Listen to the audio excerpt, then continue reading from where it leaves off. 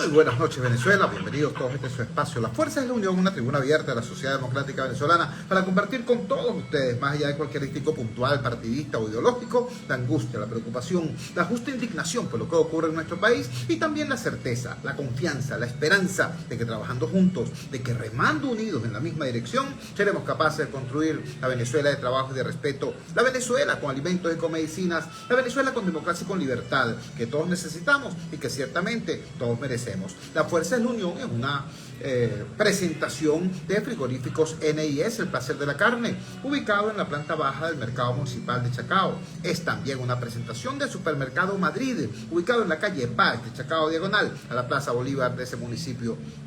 Yo quiero en primer lugar utilizar estos primeros minutos del programa para pedirle excusas, para rogar excusas a los compatriotas de la formación Guayana Libre.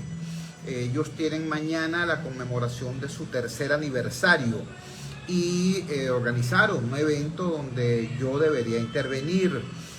Sin embargo, han ocurrido circunstancias que me han obligado a permanecer en la ciudad capital.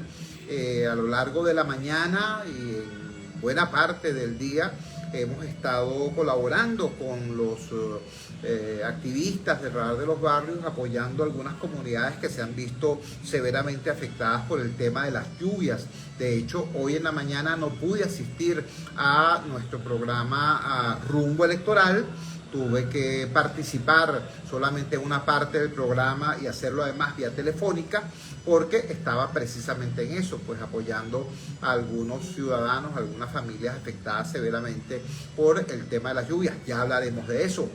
Y luego en horas de la tarde, noche, seguramente después que termine el programa, hay una circunstancia que es precisamente el primer tema a propósito del cual vamos a hablar en nuestro programa de hoy. Hoy en la mañana tuvimos como invitado a el secretario general del partido Movimiento por Venezuela, el MPV. Este ciudadano, él es integrante de la Plataforma Unitaria Democrática, es una de las organizaciones, una de las 10 organizaciones que forman parte de esta estructura, y nos indicaba que en las próximas 48 horas debe tener candidato formalmente la Plataforma Unitaria. Como ustedes saben, la candidata que fue electa en elecciones primarias fue ilegal e inconstitucionalmente inhabilitada por una acción trabiliaria del poder con, bueno, pavor, eso fue miedo, pues, miedo. E incluso la sustituta que fue seleccionada a instancias de María Corina Machado y con el apoyo unánime de la Plataforma Unitaria, la doctora Corina Lloris, también fue impedida su postulación. Entonces, bueno, se ha creado toda esta situación. Afortunadamente ocurrieron dos gestos que permitieron preservar las tarjetas de la Mesa de la Unidad Democrática y del partido Un Nuevo Tiempo. La postulación de Manuel Rosales, como él mismo ha dicho, para preservar la tarjeta y para poner su candidatura y su tarjeta a la orden de la Plataforma Unitaria, fue uno de estos gestos. El otro fue la postulación del doctor Edmundo González Urrutia, el embajador Edmundo González Urrutia, como candidato provisorio, por así decirlo, eso que llaman ahora horrendamente candidato tapa, para preservar la tarjeta de la Plataforma Unitaria Democrática, la llamada tarjeta de la manito. Bueno, todo eso tiene un límite hasta el próximo 20 de abril. Formalmente el cronograma también atrabiliario, arbitrario, impuesto por el Consejo Nacional Electoral establece que hasta el 20 de abril hay la posibilidad de hacer modificaciones en las candidaturas y que estas modificaciones se vean reflejadas en la tarjeta electrónica de votación, en la pantalla de la máquina de votación.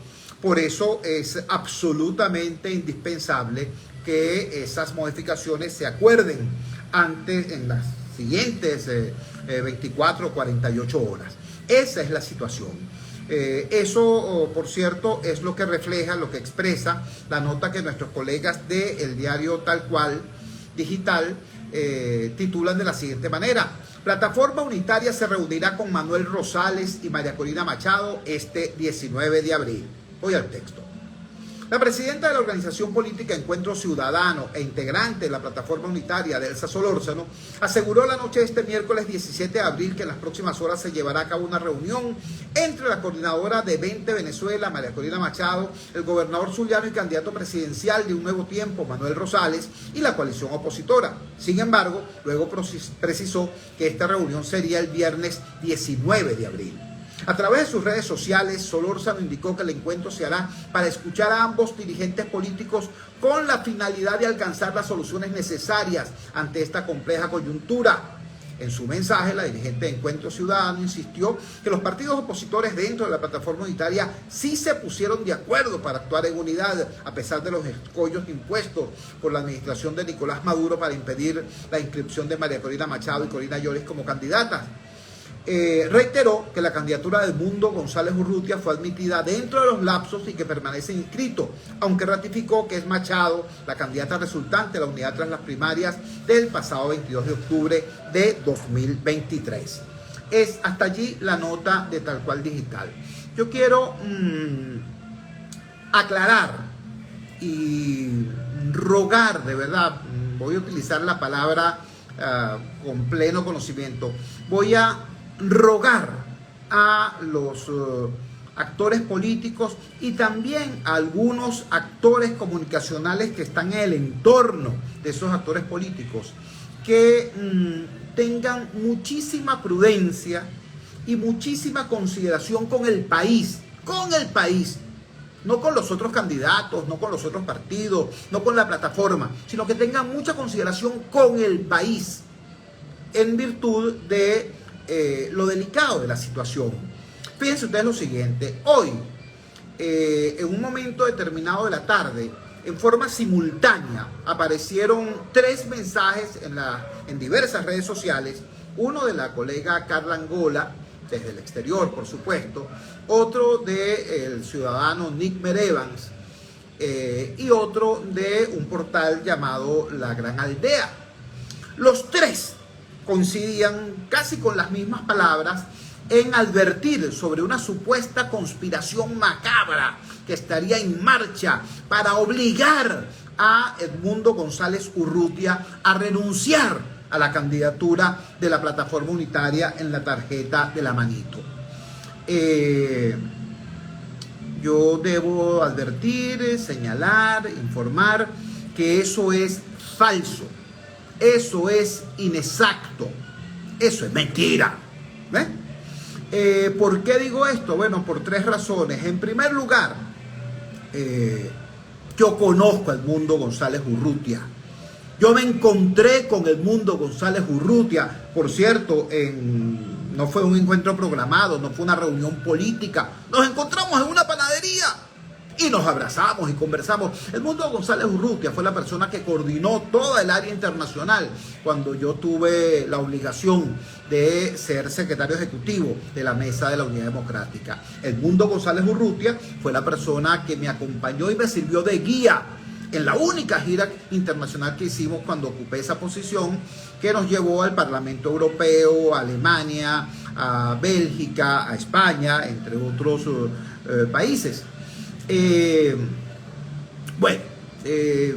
Tengo certeza entonces de la honestidad, de la probidad profesional y de la decencia ciudadana de Edmundo González Urrutia.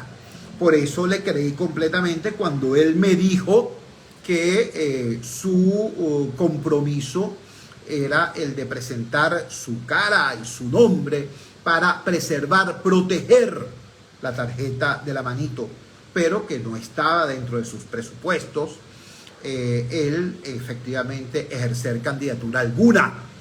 Eso es lo primero. Y repito, de esto puedo dar constancia personal porque yo me encontré, yo hablé con Edmundo González Urrutia, a quien conozco y de quien tengo altísima estima. En segundo lugar, un tema técnico.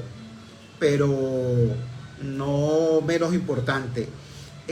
La norma y la interpretación que la autoridad electoral, esta autoridad electoral atrabiliaria, ha dado a la norma, establece que las postulaciones son de los partidos, no de los candidatos. Es decir, que incluso en el supuesto caso, en el negado caso de que hubiese la decisión de la plataforma unitaria de retirar la candidatura de González Urrutia y que González Urrutia no quisiera hacerlo, bueno, igualito la plataforma pudiera retirar esa candidatura porque, repito, tanto la norma como la interpretación de la norma que ha estado haciendo la autoridad electoral establece que las postulaciones las hacen los partidos y pertenecen a los partidos, no a los postulados, no a los candidatos. Y un tercer dato que es demasiado importante también, este no es formal, pero es muy revelador del desprendimiento, de la generosidad de Edmundo González Urrutia y del carácter provisional con el que aceptó el que su nombre fuera utilizado a estos efectos, que es que prácticamente en el mismo momento en que él acepta ser postulado, él firma su carta de renuncia para dejarla a disposición de las personas que trabajan en la plataforma unitaria. Entonces, quiero dejar esto muy claro, porque es que en las horas finales, donde hay que extremar los cuidados y extremar la preocupación por el ámbito unitario, por la vocación unitaria, aparecen este tipo de versiones. Algunas seguramente, bueno, cayeron por inocentes, pues, ¿no? Algunos sencillamente, bueno, les dan un dato y dicen, mira, tengo un tubazo aquí, esta fuente me lo dio, ¿no? Otros pueden tener algún interés específico de naturaleza grupal, personal o partidista, pero en todo caso, repito, hay que separar la verdad de las versiones interesadas. Entonces, eso sobre el tema de González Urrutia. Si hay algún tipo de campaña, como bien dijo hoy Ramón Guillermo Aveledo, si hay algún tipo de campaña a propósito de González Urrutia, es precisamente al revés. Es una campaña para presionarlo para que convierta su acordada provisionalidad en una permanencia que es muy distinta a lo que a él se le planteó y lo que él había aceptado. Para que estemos claros. Una segunda cosa que hay que también determinar. Si nosotros mañana o a más tardar pasado mañana, en horas tempranas, tenemos por fin el acuerdo para tener una candidatura única o por lo menos unitaria, pero eso no significa el final de nada. Eso significa apenas el inicio de una nueva etapa, de una nueva y complicadísima etapa de la lucha que hay que desarrollar. Recuerden ustedes lo siguiente, la Plataforma Unitaria Democrática es una agrupación opositora, pero no es la única, no es la única. La Plataforma Unitaria Democrática está integrada por lo que queda del antiguo G4, es decir, Primero Justicia, Voluntad Popular, Acción Democrática y Un Nuevo Tiempo. Ahora, ¿en qué estado están esos partidos? Voluntad Popular está literalmente diezmada por la represión, casi todos sus dirigentes fundamentales están en el exterior, otros que quedan en el país están hostigados por la represión, perseguidos. Esa es la situación de Voluntad Popular, extremadamente disminuida. Acción Democrática es un trozo de Acción Democrática, un pedazo de Acción Democrática. Todos sabemos la lamentable situación en la que hoy está esa organización política tan importante para la historia del país, producto de una intervención del gobierno a través del Tribunal Supremo de Justicia. Así que no es Acción Democrática, sino, repito, un trozo, quizás muy importante, pero eso, un pedazo de Acción Democrática. Primero Justicia, una organización también muy relevante, muy importante, que presenta una circunstancia, un severo debate interno. Tenemos, por ejemplo, a dirigentes como la presidenta del Partido Acción Democrática, del Partido Primero Justicia, declarando hoy, por lo menos salió profusamente esa declaración que dio a un canal de televisión, a BPI, si mal no recuerdo, diciendo, bueno, que Rosales es un dirigente importante de la oposición que ha dado demostraciones de compromiso y desprendimiento con la causa democrática. Por otro lado, apareció hoy el señor Carlos Bocariz diciendo que Rosales debe entender que este no es su momento para ser candidato. Imagínate tú, Bocariz, que no entendió en su momento que no era su momento de ser gobernador de Miranda, y por su culpa perdimos ese estado. Pero digo, pongo esto como ejemplo para que se vea cómo dentro de esa formación política hay opiniones muy dispares, muy distintas. Bueno, y finalmente un nuevo tiempo que pareciera ser de esos 4 partidos, de lo que queda del antiguo G4, digamos que el más consolidado, el más robustecido por la victoria electoral que obtuvo en el estado Sucre, en el estado Zulia, que como todos sabemos es la segunda entidad con mayores electores en nuestro país, con mayor población electoral.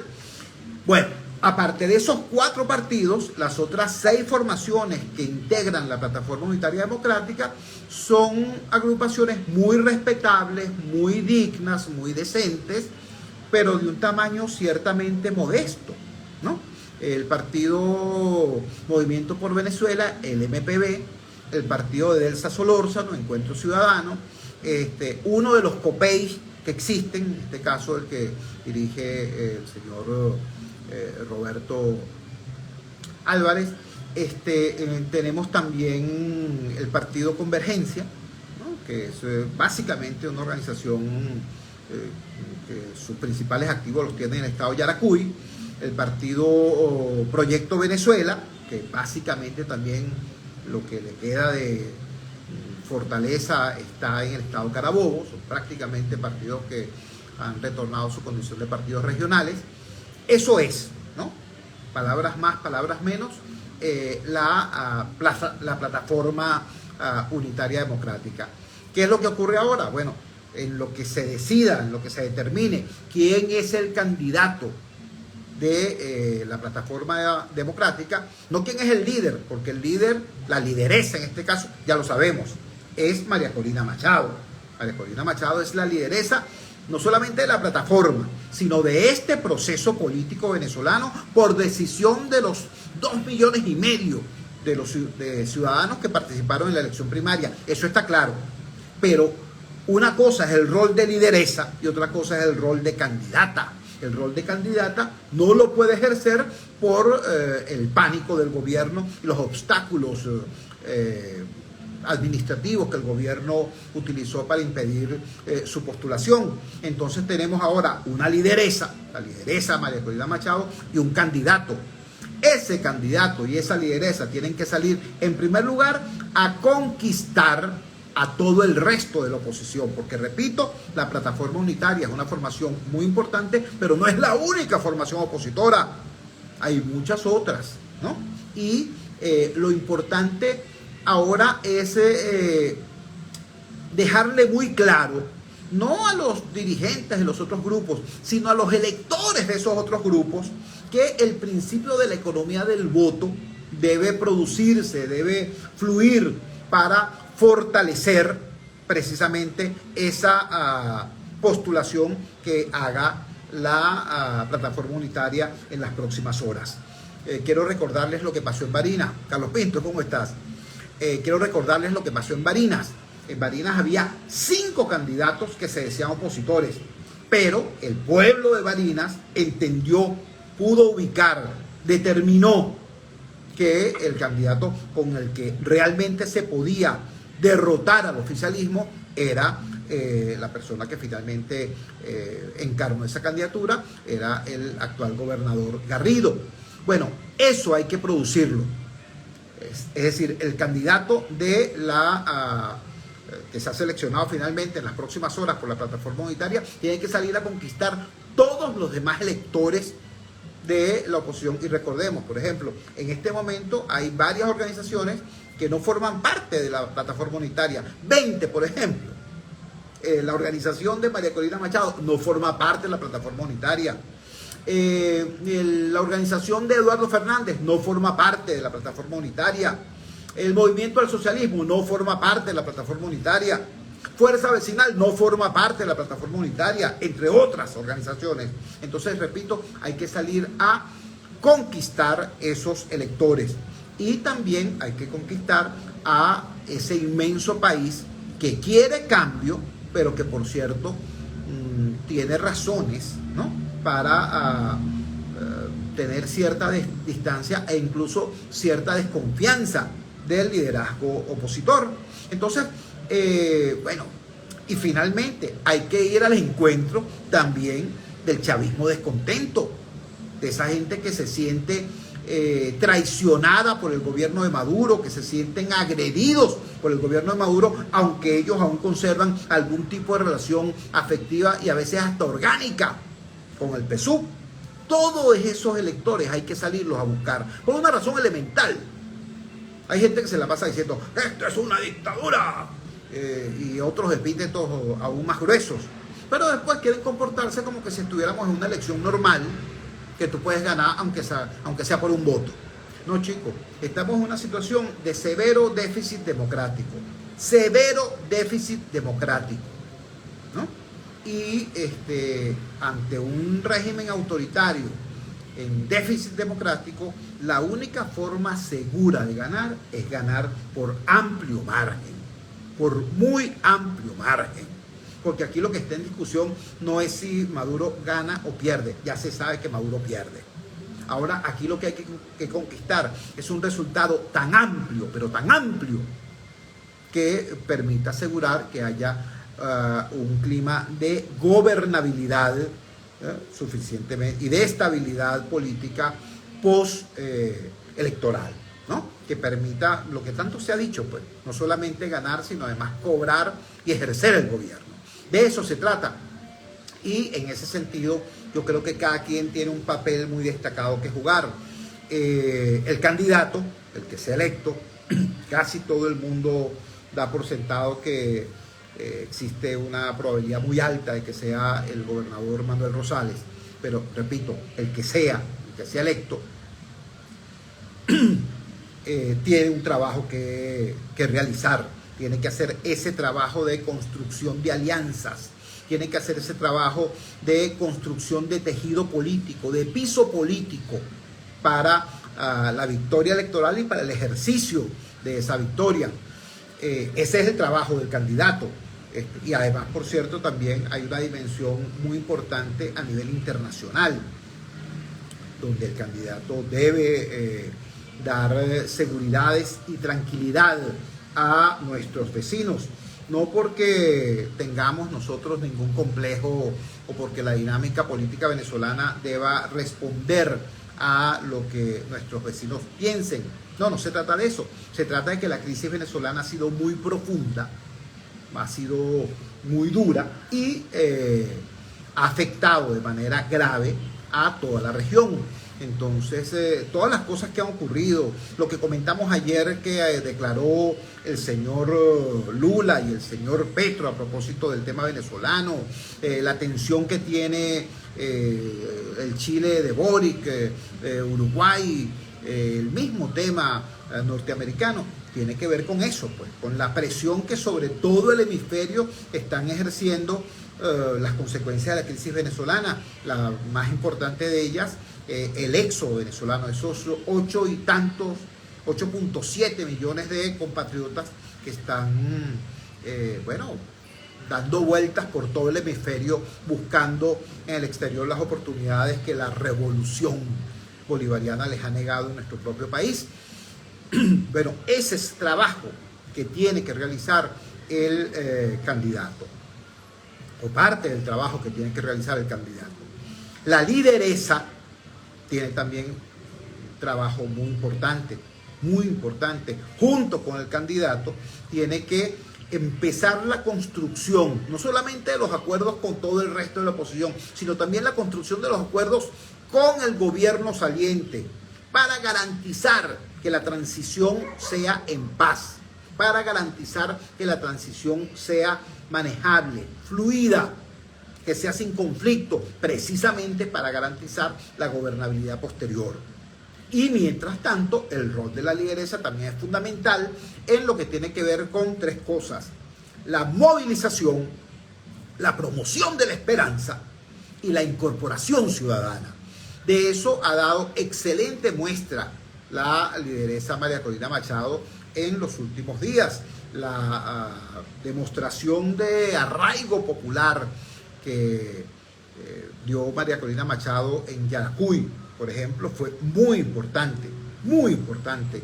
Igualmente lo fue la presencia arrolladora de María Corina en el sur de Aragua, concretamente en San Sebastián de los Reyes. Por cierto que ha circulado profusamente un audio del jefe del PSUV en San Sebastián, quien hizo un llamado desesperado a los CLAP y a las VC y a la Policía Nacional Bolivariana y a la Fuerza Armada Nacional para tratar de impedir la presencia de María Corina Machado en San Sebastián de los Reyes. Bueno, no pudieron, pero no pudieron no porque las brigadas de orden de la oposición garantizaran eso. No pudieron porque es que el pueblo entero se volcó a la calle. Aquello fue majestuoso, aquello fue muy, muy importante. Yo conozco San Sebastián de los Reyes, yo conozco el sur de Aragua. Mi padre, Laureano Torrealba, nació en Huiripa, allá muy cerca de San Casimiro, muy cerca de San Sebastián. Y en mi vida había visto yo una manifestación como la planteada en esa oportunidad de la visita de María Corina a San Sebastián de los Reyes.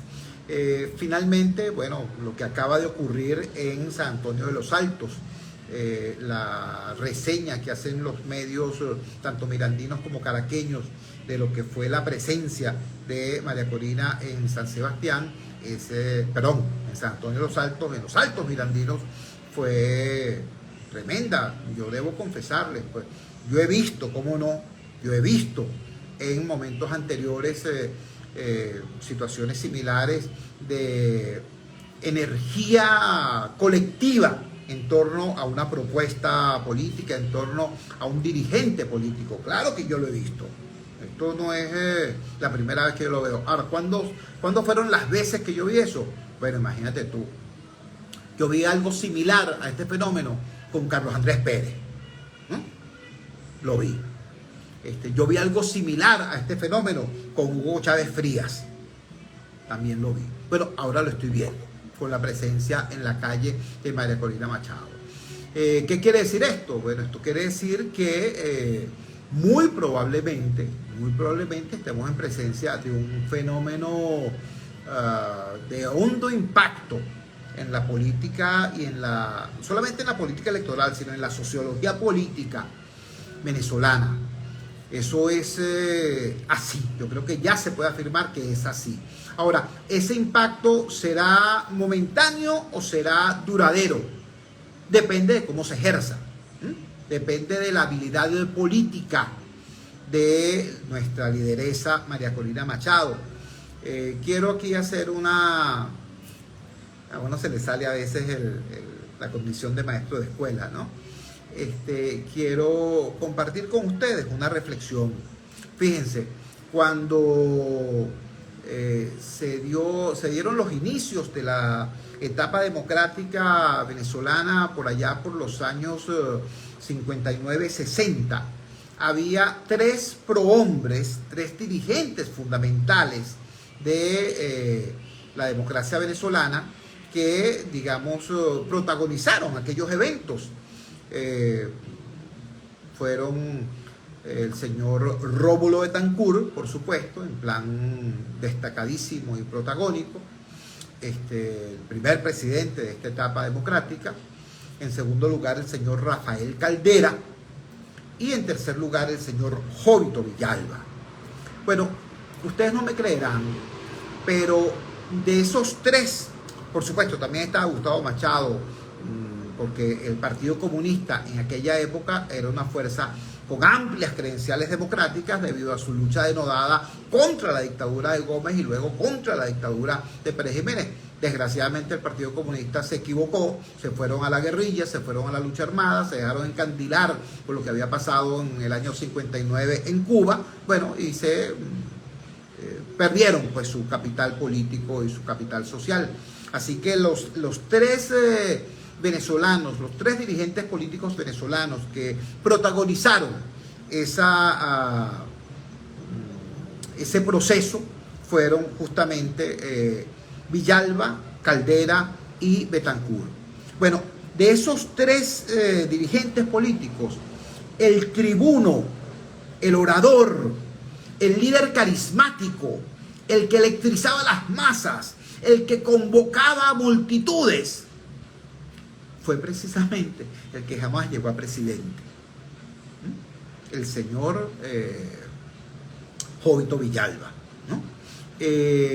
Rafael Caldera organizó su partido, organizó su movimiento, estableció una relación de ser la fiel oposición del sistema, hasta que 10 años después, en el año 1968, producto de una división de Acción Democrática, logra llegar a la presidencia de la República. Y repito, el principal protagonista de toda esa fase fue Rómulo Betancourt, que fue un constructor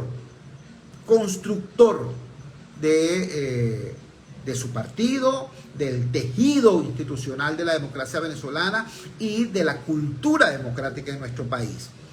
Ninguno de ellos era precisamente un locutor carismático, un orador carismático, un líder de encendido verbo. Betancourt tenía más bien una voz gangosa que a muchos les parecía repugnante, y el doctor Caldera tenía un estilo académico que muchos decían que no era precisamente el que podía suscitar mayores entusiasmos. Pero Villalba, que era un gran orador, de los tres fue el único que jamás pudo llegar a ser presidente de la República. ¿Por qué? Y ojalá que nuestra lideresa, mi querida amiga María Corina Machado, lo tome en cuenta. No basta con convocar multitudes, no basta con electrizar a las masas, no basta con tener un discurso encendido y un perfil carismático. Además, hay que construir, además hay que organizar, y ese es el rol que tiene ella como lideresa, y es el rol que yo estoy seguro va a saber jugar. Cuando son las 8:30 minutos de la noche capitalina, vamos a la siguiente pausa comercial. Vamos también a identificar la valiente señal del gigante Rumbos y ya regresamos con muchísimo más de La Fuerza. La fuerza es la unión. Vamos. Ya regresamos con La Fuerza es la unión. Radio Rumbos en Caracas. Sensacional. La emisora de Venezuela. Una reparación por acá.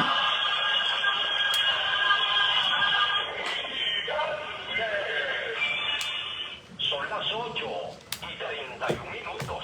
Publicidad. Atención, mucha atención. En Óptica Martínez y Bolívar, en la Roosevelt, frente al Elevado y en el centro comercial Propatria 102, frente a Factory, se volvieron locos. Porque ahora tenemos el 20% de descuento en todo. Llámate ya al 63-0119 y aprovecha esta locura que tiene para ti Óptica Martínez y Bolívar. Aprovecha que por tiempo limitado. Y ahora tenemos consulta de oftalmología con previa cita y a precios solidarios. Corre la voz. Son las 8:31.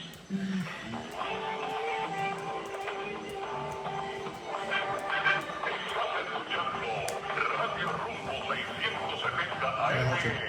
La mejor. Berry, ¿cómo estás? ¿Cómo te va? Gracias por tu palabra.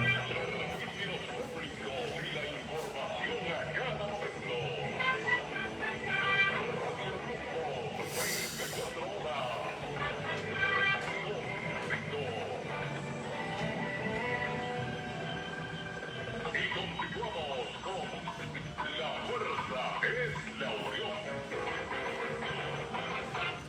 Regresamos a La Fuerza es la Unión y ahora vamos a hablar del tema que al principio del programa les advertía.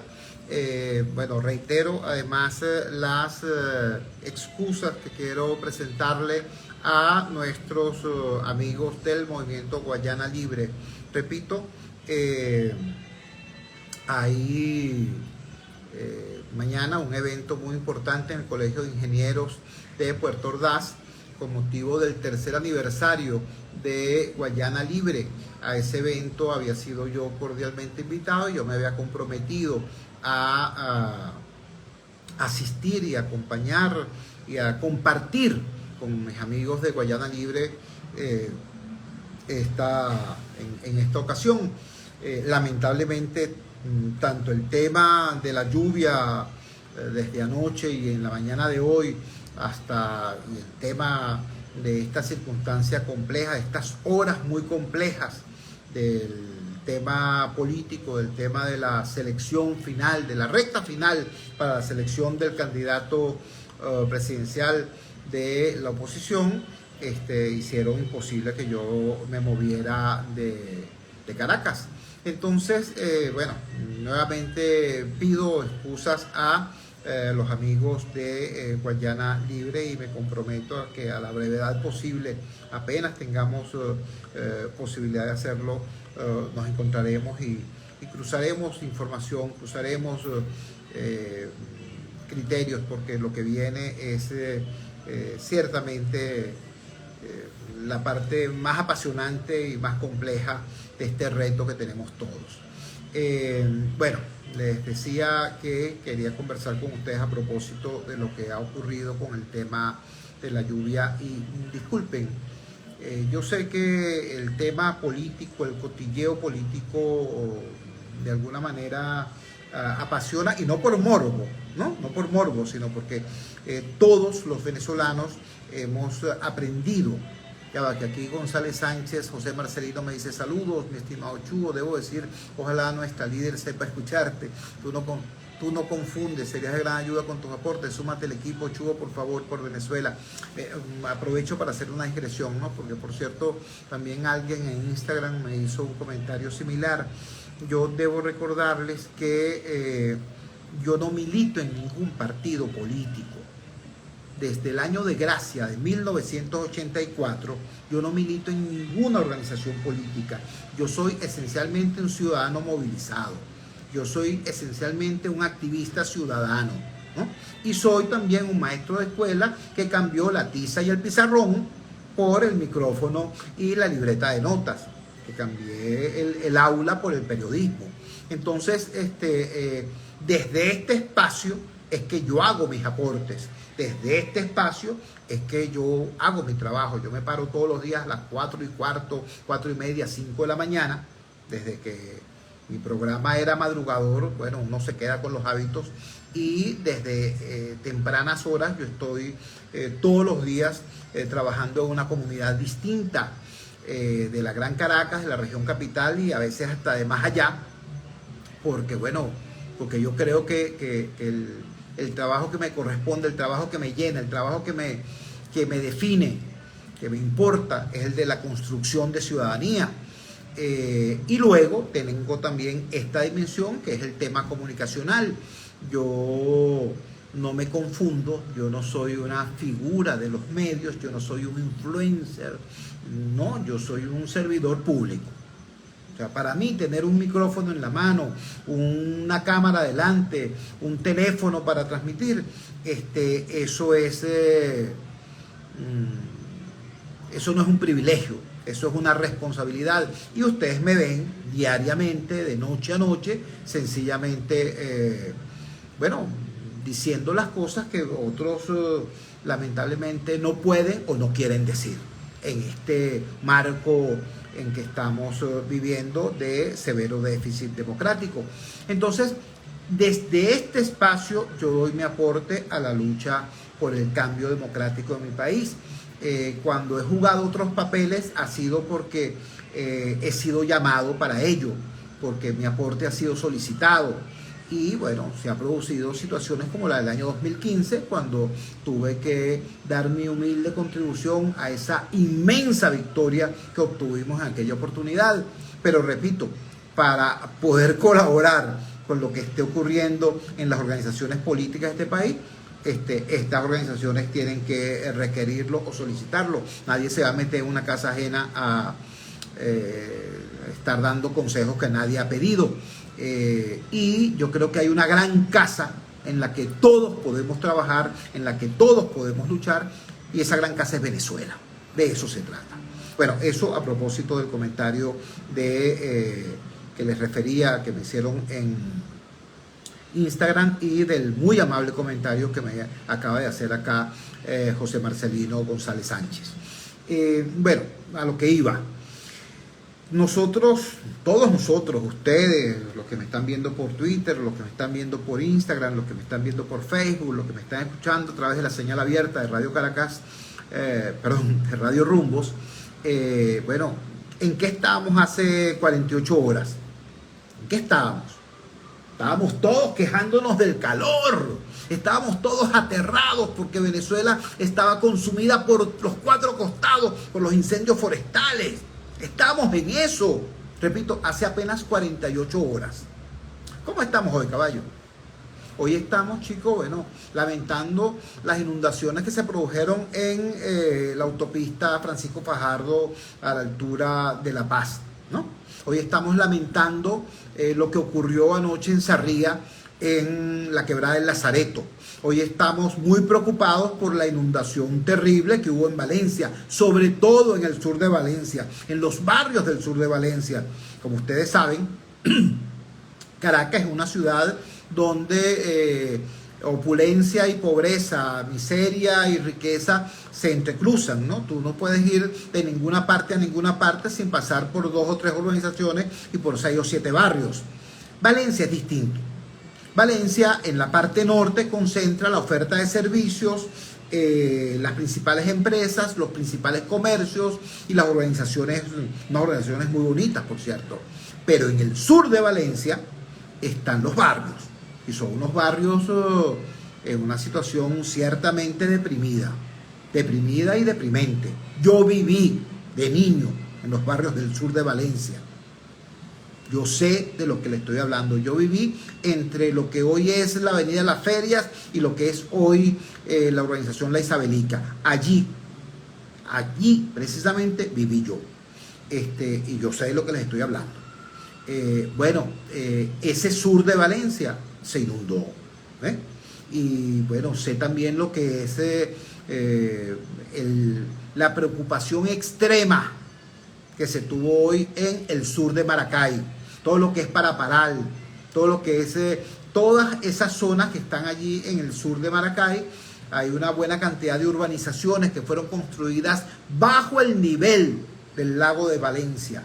Bajo el nivel del lago de Valencia, protegida por una suerte de dique y con unas bombas de achique que asegurarían la seguridad de ese ámbito urbano ante cualquier contingencia. Resulta que eso se la pasa inundado, ¿no? O sea, no es que se inunda cuando llueve, no, es que esas comunidades del sur de Maracay tienen más de 10 años inundadas, e inundadas no con agua de lluvia, inundadas no con agua del lago de Valencia, no, inundadas con aguas negras, con porquería.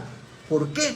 Porque el sistema de cloacas va a dar al río Madre Vieja, y el río Madre Vieja va a dar al lago de Valencia. Y resulta que el lago de Valencia ha crecido una enormidad, porque aquí hubo unos burócratas que decidieron acabar con los sembradíos de caña de azúcar que ocupaban buena parte de la extensión de la zona central del estado Aragua, ¿no? Esos sembradíos de agua de azúcar, de caña de azúcar, eran regados con aguas grises provenientes del lago de Valencia. Al acabar con los sembradíos, entonces toda esa agua siguió represándose, el lago siguió creciendo, ejerce presión sobre el río Madre Vieja, y el río Madre Vieja a su vez ejerce presión sobre la red cloacal del sur de Maracay. entonces es al revés. En vez de que la red de cloacas fluye hacia el río y el río fluye hacia el lago presiona al río y el río presiona al sistema de cloacas. ¿Cuál es el resultado de eso? Bueno, que las posetas funcionan al revés. Las posetas son algo así como surtidores de porquería. ¿Entiendes? Las posetas, los albañales, las cañerías. ¿Entiendes? Pero hay compatriotas nuestros, hermanos nuestros, que están viviendo en esa condición desde hace más de 10 años. ¿Ves?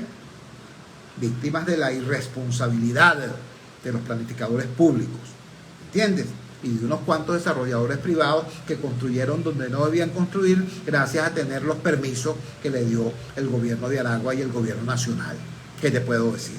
De hecho, buena parte de esos habitantes del sur de Maracay tienen a su favor una sentencia del Tribunal Supremo de Justicia que conmina al Estado venezolano a reubicar a esas personas y a pagarle indemnización. ¿Y tú sabes lo que hizo el gobierno? Bueno, hizo caso omiso a la sentencia. Bueno, estoy hablando de esto porque, repito, hace apenas 48 horas el drama del que todos estamos hablando era del calor y de los incendios, ¿no? Resulta que en 48 horas ahora el drama son las lluvias y que estamos inundados. ¿Qué quiere decir eso, hermano? ¿Qué quiere decir eso? Eso quiere decir que somos un país a la intemperie, que somos un país donde el Estado no cumple con los más elementales criterios ni de planificación ni de observancia, ¿no?, de la normativa que permita hacer de nuestros pueblos y de nuestras ciudades espacios relativamente seguros. No es caricatura, yo no lo estoy inventando. Esto no es una cosa que yo monté para poder dar este discurso. Repito, hace 48 horas estábamos hablando del calor. 48 horas después estamos hablando de que estamos asustados por la lluvia y por las inundaciones que la lluvia trae. ¿Qué debe responderse ante eso? Y aquí entonces se conecta el tema político del cual estábamos hablando en el segmento anterior con la realidad actual, con la necesidad actual. Miren, señores, nosotros necesitamos desesperadamente, ¿no?, poder salir de esta circunstancia curiosa. Hoy 18 de abril, estamos a 101 días de las elecciones presidenciales. Mañana, 19 de abril, estaremos a 100 días exactos de las elecciones presidenciales. Y caballo, que nosotros a estas alturas tengamos todavía la gente de la plataforma unitaria deshojando la margarita para saber quién es el candidato, mira, es una cosa loca. Y no me vengan a decir, no, es que nosotros sí nos pusimos de acuerdo, pero el gobierno es maluco y nos inhabilitó a la candidata. Ah, es que estamos descubriendo ahorita que el gobierno es maluco. Es que estamos descubriendo ahorita que el gobierno es arbitrario. Estamos descubriendo ahorita que el CNE es el bufete electoral del gobierno. ¿De verdad? No, pana, eso lo sabíamos. Lo sabíamos. Y por eso, porque lo sabíamos, era que se suponía que al tener algo parecido a una dirección política, esa dirección política se iba a encargar de ubicar cuáles eran los escenarios más probables y construir un protocolo de respuestas, un repertorio de respuestas frente a esos escenarios más probables. Y no había escenario más probable que la inhabilitación de María Corina. Desgraciadamente es así. Eso estaba cantado. Entonces, ¿cómo es posible que nosotros esperemos llegar al 19 de abril, ¿no?, a 100 días de las elecciones, para terminar de deshojar la margarita y quedarnos con el tallo en la mano? No puede ser, ¿vale? No puede ser, porque además del tema estrictamente electoral, ¿no?, hay un tema que tiene que ver con la construcción de soluciones. Sí, somos un país a la intemperie. Y sí, eso lo revela esta circunstancia desgraciada de que en apenas 48 horas pasamos del peligro de los incendios al peligro de las inundaciones. Parece una comiquita, pero no es así. Esta comiquita se llama la Venezuela madurista. Esto es la Venezuela potencia. ¿Qué te puedo decir? Y a esa Venezuela en realidad impotente, ¿no?, hay que darle respuesta. Hay que ofrecerle respuesta. Hay que decirle salir de esta necedad, ¿no? De que, no, que si fulanito es feo, no, que si el maracucho no me gusta, no, que si aquel habla más bonito. Salir de esa necedad, ¿no? Y ponernos a construir el conjunto de respuestas que nos permita decirle a todos los venezolanos, hermano, el tema de la electricidad se resuelve en Caracas en 100 días y a nivel nacional en no menos de 5 años. Y se resuelve de esta manera, con tal equipo humano, con tal nivel de inversión, apelando a tales fuentes de financiamiento, con tales recursos técnicos. Así es. El tema de la luz eléctrica, de esa forma. El tema de las empresas hídricas, el tema del agua, de esta otra manera. El tema de las comunicaciones. Hay que dar respuesta, hermano. Hay que dar respuesta. Te pongo un ejemplo. Una cosa, todo el mundo habla de, del agua, de la luz, el drama de la educación, la desgracia que significa la fractura, la quiebra del sistema de salud. Pero pocos hablan de algo que nosotros vemos todos los días porque todos los días tenemos que transitar por alguna calle. El tema de la seguridad vial, la mortandad que hay en nuestro país por el tema de la falta casi absoluta de seguridad vial. Señores, es impresionante, ¿no? Como producto del bloqueo, ya va, no estoy hablando de los Estados Unidos, del bloqueo de información que tiene este gobierno contra la sociedad venezolana. Los datos de lo que significa el drama, la tragedia de la inseguridad vial en nuestro país no son conocidos porque el gobierno tiene años que no suelta datos oficiales sobre la tragedia. Entonces, generalmente, ¿qué es lo que hacen los expertos, reales o supuestos, al hablar sobre el tema de la seguridad vial? Bueno, se remiten a las cifras internacionales. ¿Qué pasa con las cifras internacionales? Que las cifras internacionales están fuertemente impactadas por el volumen poblacional de lo que son los Estados Unidos y Europa Occidental. Entonces, cuando te hablan de las causas de siniestralidad, en realidad te están hablando de las causas de siniestralidad vial en Estados Unidos y en Europa. Entonces viene por allí burócratas locales a decir, el problema fundamental, la causa fundamental de los siniestros viales en nuestro país es que la gente habla por celular al mismo tiempo que maneja y entonces se producen accidentes fatales, ¿no? Y después sale otro aventurero por ahí a decir, no, y también hay un problema que es que las mujeres se maquillan cuando están manejando y entonces chocan. Hermano, eso a lo mejor es la situación en Francia, en Bélgica, en Holanda, en Texas, en California.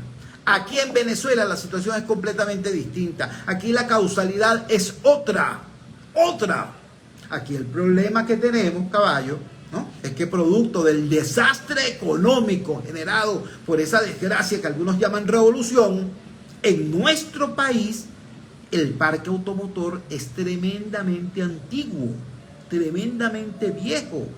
Usted sale a la calle, no le voy a pedir que busque ninguna estadística especialmente especializada, ¿no? Particularmente especializada. No, salga a la calle y lo que va a encontrar, seguramente en cualquier calle o en cualquier autopista, es 4, 5, 10, 15 camionetotas de lujo.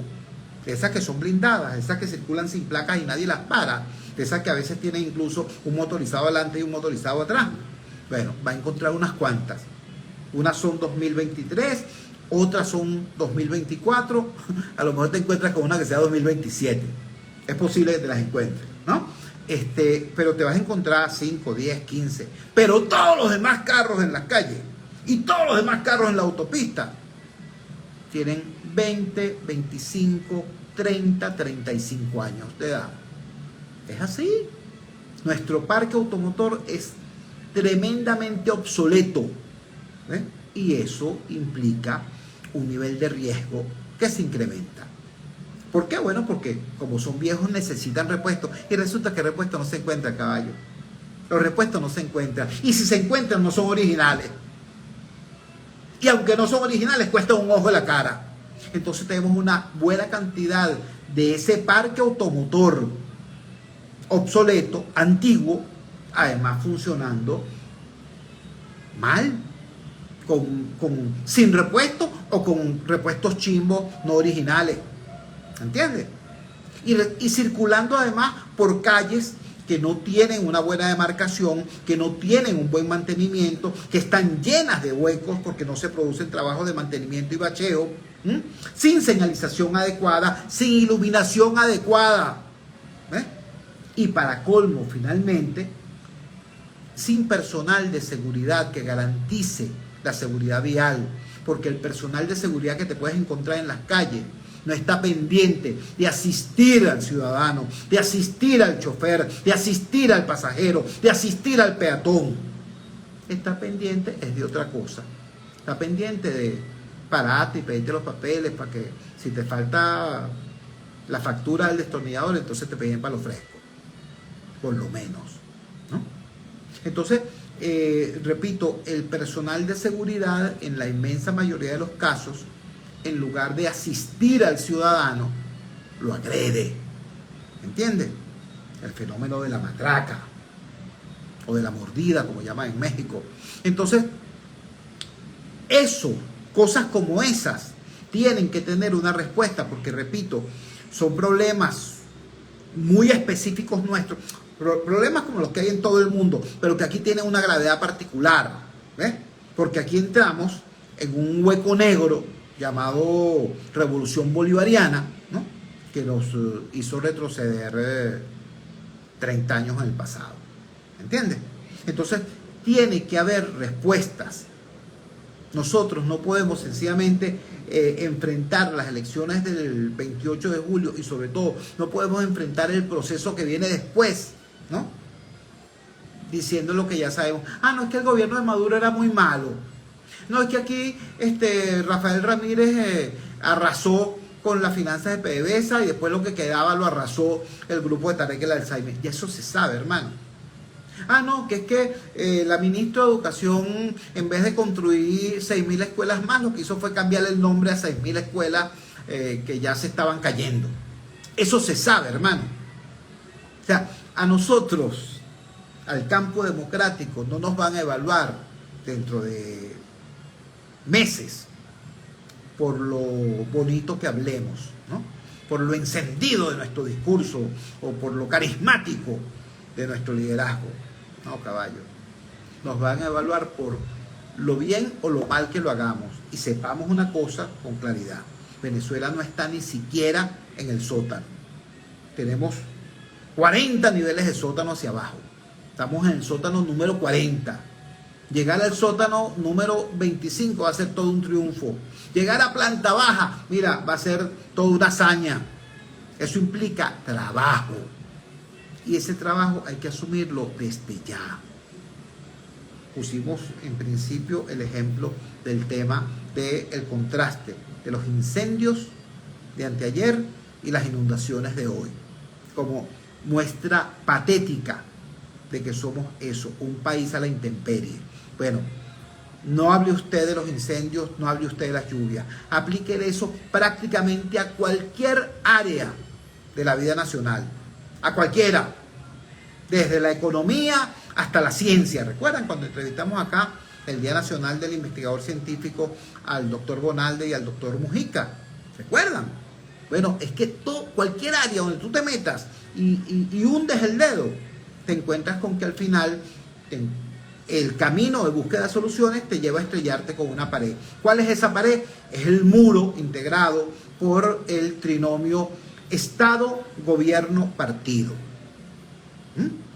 El Estado invadido, colonizado por el gobierno y el gobierno colonizado por un partido llamado PSUV. Y un partido llamado PSUV que ni siquiera es un partido de verdad, sino una gigantesca estructura clientelar y de dominio que tiene una cúpula que hace un ejercicio despótico del poder allá adentro. Entonces, eso es lo que al final nos encontramos todos los venezolanos. Por eso se ha elevado tanto el nivel de conciencia política del venezolano. El venezolano sabe que cualquier problema que enfrente emprendimiento, educación, salud, cualquier problema, tú te metes y buscando soluciones te vas a encontrar con el mismo obstáculo. El muro, Estado, gobierno, partido. Es decir, te vas a encontrar con que la naturaleza del problema, sea técnico, sea cultural, sea educativo, sea artístico, sea el que sea, reclama al final una solución política. Bueno, señores, vamos a la conquista de esa solución política y que esa solución política, sepamos, no es un fin en sí mismo. El poder no es un fin en sí mismo. El poder es un instrumento para cambiar las cosas para bien. Y tenemos que exigirle a nuestra lideresa, a nuestro candidato y al equipo que conduzca todo este proceso, que construyan y presenten las propuestas, los planes que permitan que todos los venezolanos entendamos que el cambio democrático nos pertenece a todos, que el cambio democrático es una conquista de todos y que pasado mañana, cuando vengan quienes hoy son poder a tratar de criticar o de entorpecer o incluso, Dios no lo quiera, de guarimbiar, podamos decirle, no. Podemos decirle desde el pueblo, desde la calle, desde el barrio. Decirle, no. Tú tuviste 25 años disfrutando además de la bonanza petrolera más alta y más larga de toda nuestra historia. Y lo único que hiciste fue destruir y endeudar este país. Permítele ahora al pueblo venezolano, a todo el pueblo venezolano, incluyendo a quienes fueron chavistas, permítele ahora al pueblo venezolano que construyamos entre todos las soluciones que el país demanda, que el país requiere. Bueno, de eso se trata y ojalá que nuestro liderazgo comprenda el tamaño del reto y actúe en consecuencia. Yo insto a que todos nosotros, los ciudadanos, nos comportemos como eso, como ciudadanos, no como fans. No andemos con una banderita diciendo, viva fulano, viva fulana. No. Nos comportemos como ciudadanos, ¿no? Y le exijamos a nuestro liderazgo, a nuestra lideresa, a nuestro candidato, le exijamos afectuosamente, amorosamente, pero con firmeza, que le ofrezcan a este país la mejor versión de sí mismos. De eso se trata. Cuando son las 8:59 de la noche capitalina, nos despedimos. Trabajamos para ustedes en la presidencia, el Gigante Rumbos, la doctora Elsa Siciliano. Al frente de los controles estuvo hoy Zoe Padilla, a quien agradecemos el quite. Habló para ustedes su amigo, comunicador popular, activista social, ciudadano en lucha por la democracia y por la libertad, Jesús Chuo Torrealba. Ahora más que nunca, fuerza Venezuela, porque la fuerza es la unión. La fuerza de la unión fue una presentación de frigoríficos N&S, el placer de la carne, ubicado en la planta baja del mercado municipal de Chacao. Es también una presentación de Supermercado Madrid, ubicado en la calle Páez de Chacao, diagonal a la Plaza Bolívar de ese municipio. Nos encontramos, sí, muy probablemente nos encontramos mañana, aunque sea día de fiesta, bueno, por todo esto que está ocurriendo. A las 8 de la noche, en la valiente señal del Gigante Rumbos, si Dios quiere.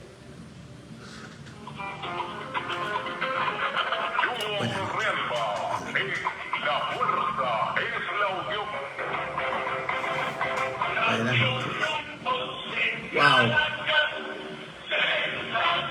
Dagoberto, saludos. Marimena. Cierto, vale. Colegas, saludos. Carlos Pinto, todo lo mejor. Son las 9:01. Publicidad. Atención, mucha atención. En Óptica Martínez y Bolívar, en la Roosevelt, frente al elevado y en el centro comercial Zapate, Ariel 2, frente a Factory. Se volvieron locos. Tenemos que ver eso, Marimena, lo de la fibra óptica y lo de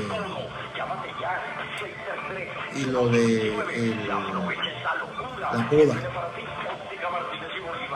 Completamente cierto. Y ahora tenemos consulta de oftalmología con previa cita y a precio solidario. Respondiendo los saludos. Corre la voz.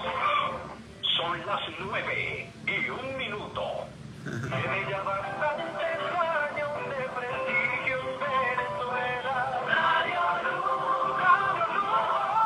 En el primer lugar. Me preguntan que por qué me fui de la mesa. Yo les expliqué. La mesa de la Unidad Democrática no fue disuelta por el gobierno. la mesa de Unidad Democrática fue disuelta por los partidos de oposición. Y bueno, se metieron en esa dinámica que ya conocemos, pues disolvieron la estructura con la que habíamos obtenido tantas victorias, que fue la Mesa de Unidad Democrática, e inventaron eso que se llamó el G4. El G4 se descompuso finalmente y dio piso a esa experiencia hoy lamentada por muchos, que fue el llamado gobierno interino, el llamado interinato. Bueno, ojalá que se haya aprendido de eso, ¿no? Ojalá que en efecto lo que se vivió, el agua derramada no se puede recoger. Ojalá que quede el aprendizaje, eso es demasiado importante. Ahora, para poder aprender algo, para poder convertir un error en aprendizaje, es indispensable asumir el error, ¿no? Tú no puedes convertir un error en aprendizaje si tú no asumes cuál fue el error que cometiste, cuál es la naturaleza de ese proceso en el cual te involucraste. Y entonces, bueno, ahí ese es el precio, pues, el precio de convertir la experiencia en crecimiento. Luis Pérez, 1974, Maracaibo, mi abrazo, mi respeto. El precio de convertir la experiencia en aprendizaje pasa por tener la humildad de, en efecto, hermana Irania, ¿cómo estás? Tener la humildad de, bueno, de reconocer en lo que se tuvo éxito y en lo que se erró. De eso se trata. Pero, queridos amigos, cuídense muchísimo. Yo tengo que seguir trabajando a esta hora de la noche. Vale, gran abrazo.